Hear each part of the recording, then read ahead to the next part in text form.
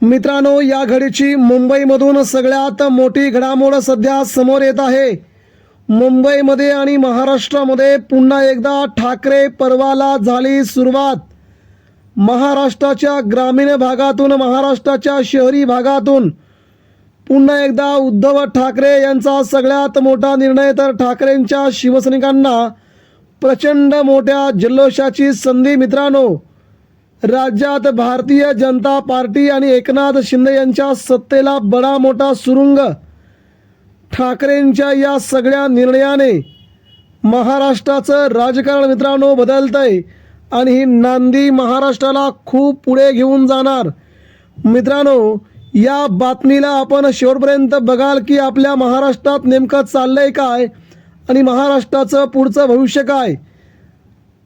शिवसेना पक्षप्रमुख उद्धव ठाकरे आणि मनसे अध्यक्ष राज ठाकरे यांच्या या निर्णयाने मात्र भाजपचे धाबे दणाणले आहेत।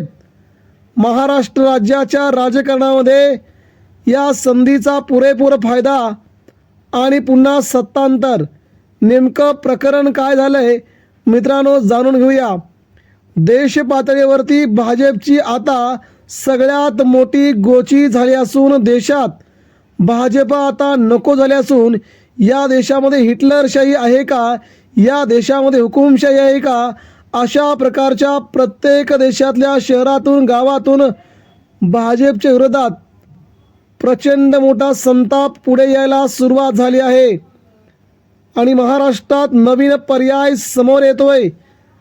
एकनाथ शिंदे नको ना अजित पवारांची राष्ट्रवादी पार्टी नको ना भारतीय जनता पार्टी नको, आता तर हवी आपल्या कडवट मराठी बाण्याची, सर्व जाती धर्मांना सोबत घेऊन चालणारी, सर्व मराठी माणसांना सोबत घेऊन चालणारी आणि महाराष्ट्राच्या अस्मितेचा लढा देणारी शिवसेना आणि मनसे या दोन पार्ट्यांनी, दोघांनी राज ठाकरे आणि उद्धव ठाकरे यांनी घेतलेल्या या निर्णयाचं मित्रांनो महाराष्ट्राच्या ग्रामीण भागातून आता खूप मोठं प्रचंड स्वागत होत आहे।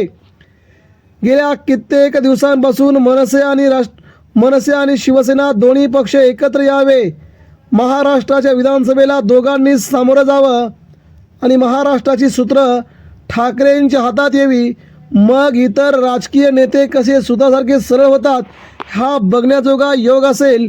या निमित्ताने मित्रांनो उद्धव ठाकरे, राज ठाकरे येणाऱ्या 2029च्या विधानसभा निवडणुका स्वतः दोन पक्ष लढतायत एकत्र आणि विधानसभेवरती पुन्हा एकदा ठाकरेंचा भगवा फडकवायचा आहे।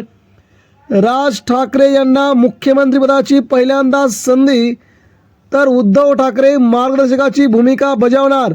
या सगळ्या निर्णयाने मात्र महाराष्ट्र राज्याचं राजकारण मित्रांनो 360 डिग्री सेल्सिअसमध्ये फिरलं असून भाजप शिंदेंची मात्र झोप उडाली आहे।